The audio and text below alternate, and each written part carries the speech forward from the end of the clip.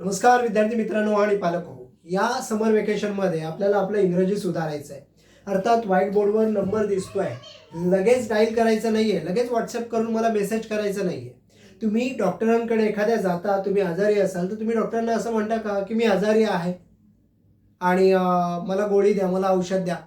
नाही, तुम्हाला काय होतंय ते सांगता आणि मग डॉक्टर त्या आजारावर तुम्हाला चेक करून गोळी देतात, बरोबर, किंवा तुम्हाला ट्रीटमेंट तुमची करतात. इंग्रजीचं पण तसंच आहे. तुम्हाला नेमकी कशाची गरज आहे ती गरज ओळखून तुम्ही कोर्स लावला पाहिजे.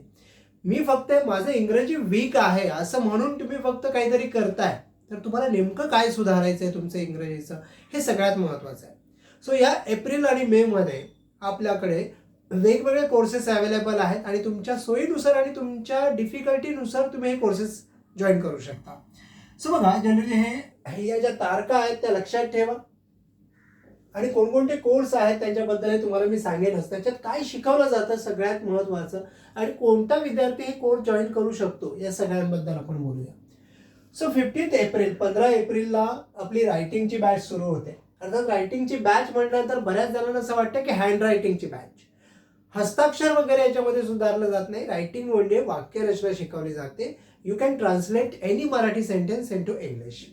आता इथे लक्षात घ्या, रायटिंग बॅच मग जनरली बाजारात तुम्हाला अनेक जण स्पोकन बॅच म्हणून हीच बॅच तुम्हाला शिकवलं जातं. पण स्पोकन बॅच म्हणजे याच्यामध्ये आपण बोलण्याची प्रॅक्टिस घेतो, जी आपली वेगळी बॅच असते. पण स्पोकन येण्यासाठी तुम्हाला कंपल्सरी रायटिंगची बॅच करावी लागेल. रायटिंगची बॅच याच्यामध्ये तुम्ही कोणतंही मराठी वाक्य, कितीही कॉम्प्लेक्स वाक्य असलं तरीही तुम्ही ते ट्रान्सलेट करू शकता इंग्लिशमध्ये. ही जी बॅच असते ती संध्याकाळी 8:15 ते 9:15 हे जे ॲक्च्युअली रेग्युलर टाईम आहे, वर्षभर हेच टायमिंग असते या बॅचचं. या टायमिंगमध्ये तुम्हाला मिळेल. 2 मंथ्स ड्युरेशन आहे आणि 2,500 याची फीज आहे. आणि ही मोठ्यांची बॅच आहे, म्हणजे साधारणतः या बॅचमध्ये 5वी-6वीच्या वरचे विद्यार्थी असतात. म्हणजे याच्यामध्ये 5वी-6वीच्या वरती त्याच्यानंतर किती अगदी 70-75 वर्षाच्या व्यक्तीसुद्धा या बॅचमध्ये आपल्या असतात. 15 एप्रिललाच रीडिंगची बॅच सुरू होते. संध्याकाळी 7:15 ते 7:45 हे टायमिंग आहे. 1 मंथ ड्युरेशन आहे, 1,500 फीज आहे. सो जे 1 मंथचे कोर्स आहेत त्यांची फीज सगळ्यांची 1,500 आहे. रीडिंगमध्ये तुम्हाला काय शिकवलं जाईल, तर ऑफकोर्स रीडिंगमध्ये तुम्हाला इंग्रजी वाचन शिकवलं जातं. अगदी शून्यापासून सुरुवात होते आणि तुम्ही त्या 30 दिवसामध्ये इंग्लिश न्यूजपेपर सुद्धा वाचू शकता. एवढे तुम्ही चांगले केपेबल होता एका महिन्यामध्ये. ही रीडिंगची बॅच आहे. अर्थात रीडिंगच्या बॅचेस आपल्या चालूच असतात. प्रत्येक महिन्याची बॅच तुम्हाला मिळू शकते. रीडिंगची बॅच लहानांसाठी मोठ्यांसाठी असं काही नाहीये, कोणी ती बॅच करू शकता. त्यानंतर 4 मेला रायटिंगची बॅच पुन्हा सुरू होते, जी छोट्या मुलांसाठी आहे, म्हणजे साधारणतः 5वीच्या खालची मुलं. पण आता बऱ्याच वेळा काय होतं, बऱ्याच जण इयत्ता वाईज विचार करतात की ठीक आहे, माझा मुलगा 6वीला आहे, माझा मुलगा 7वीला आहे. तुमची मुलं कितवीला आहे त्याच्यापेक्षा त्यांचं अंडरस्टँडिंग काय आहे हे जास्त महत्त्वाचं आहे. 7वीला असणारा मुलगा जर त्याला इंग्रजीचं काहीच येत नाही तर तो ह्या छोट्यांच्या बॅचमध्ये इन्क्लूड होईल. याचं जे टायमिंग आहे दुपारी 11:30 ते 12:30 आहे. 1 मंथ कोर्स आहे, 1,500 फीज आहे. याच्यामध्ये आणि याच्यामध्ये फरक काय, तर लहान मुलांना कम्प्लीट सिलेबस शिकवलं जात नाही, कारण की त्यांच्या डोक्याच्या वरून जाईल. त्याच्यामुळे 1 मंथमध्ये साधारणतः टेन्सेस आणि मॉडल, एखादा प्रश्न कसा बनवायचा, निगेटिव्ह वाक्य कसं बनवायचं आणि हे जे सगळे टेन्सेस वगैरे आहेत हे लहान मुलांना शिकवलं जातं. आणि ही बॅच जी आहे ती 4 मे नंतर सुरू होते किंवा 4 मेला, त्यामुळे शाळेला सुट्टी लागेल आय एम शुअर. सो तुम्ही ही बॅच लहान मुलांसाठी जॉईन करू शकता. 5 मेला बेसिक मॅथ्स बॅच सुरू होते. 8:30 ते 9:30 सकाळचं टायमिंग आहे. 1 मंथ कोर्स, 1,500 फीज आहे.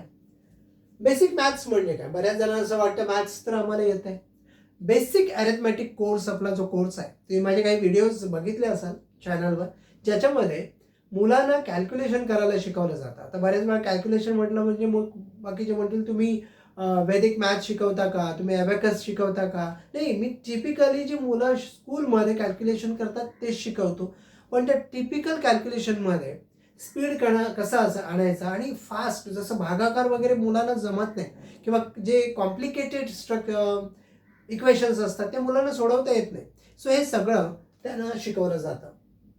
अर्थात तुम्हाला जर काही डाऊट असेल ना तर तुम्ही कॉल करून सुद्धा मुलांचं तुमचं जे अंडरस्टँडिंग आहे ते चेक करून घेऊ शकता माझ्याकडून कुठल्याही गोष्टीबद्दल, मग रायटिंग असेल किंवा मॅथ्स असेल. त्यानंतर 11th मेला स्पेलिंग फॉर्मेशनची बॅच आहे. स्पेलिंग फॉर्मेशन त्याचं टायमिंग आहे दुपारी 1 ते 2. 1 मंथ ड्युरेशन्स आहे. 1,500 फीज आहे. स्पेलिंग फॉर्मेशन म्हणजे तुम्हाला कळलंच असेल, तुम्हाला इंग्रजी वाचता येतं पण वाचल्यानंतर ती स्पेलिंग लिहिता येत नाही. सॉरी. तर स्पेलिंग लिहायला याच्यामध्ये शिकवलं जातं. पण अर्थातच ही सगळ्यात चॅलेंजिंग बॅच असते माझ्यासाठी, कारण कुठल्याही बाकीच्या उरलेल्या बॅचमध्ये मी कॉन्फिडेंटली सांगू शकतो की हां, तुमची मुलं सगळं शिकतील, प्रॉपरली शिकतील. पण स्पेलिंग बनवणं याला काही खास नियम नाही आहे. ते कुठलंच पुस्तक तुम्हाला बाजारात मिळणार नाही. त्यामुळे 100% हा कोर्स केल्यानंतर तुम्ही प्रत्येक स्पेलिंग बनवू शकता का, तर असं नाही आहे.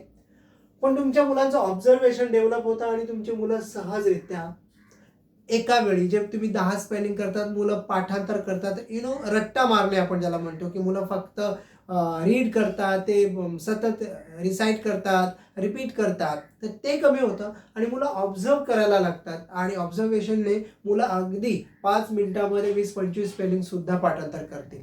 याच्यामध्ये हा फायदा होतो. त्यानंतर 15 मेला रीडिंग बॅच पुन्हा सुरू होते. अर्थात रीडिंगच्या बॅचचं जे टायमिंग आहे, ही बॅच संपल्यानंतरच ती बॅच आहे. त्याच्यामुळे 7:45 ते 7:45 टायमिंग आहे. 1 मंथ कोर्स आहे. 1,500 फीज आहे. सो या सगळ्या बॅचेस तुमच्यासाठी आहेत सुट्टीच्या दिवसामध्ये. आणि जर तुम्ही इच्छुक असाल, इंटरेस्टेड असाल, तर here is my contact number. You can call me or WhatsApp me. जर तुम्हाला काही इन्क्वायरी करायची असेल तर you can call me. But तुम्हाला जर त्या ग्रुपमध्ये या ग्रुपमध्ये जॉईन व्हायचं असेल तर तुम्ही व्हॉट्सॲप करा. तुमच्या स्टुडंटचं नाव लिहा, इयत्ता लिहा आणि यापैकी कोणती बॅच करायची आहे त्या बॅचचं नाव लिहा. तुम्हाला जे आपले ग्रुप तयार आहेत त्या ग्रुपमध्ये ॲड केलं जाईल, जेणेकरून त्या ग्रुपमध्ये तुम्हाला पुढची प्रोसेस समजली जाईल. कधी बॅच सुरू होते, फीस कधी पे करायची आहे, ते त्या सगळ्या ग्रुपमध्ये तुम्हाला कळेल. आय होप हा व्हिडिओ तुमच्यापर्यंत पोहोचला आहे, तुम्ही बघितला आहे आणि तुम्ही इच्छुक असाल तर मला तुम्ही व्हॉट्सॲप किंवा कॉल जरूर कराल. धन्यवाद.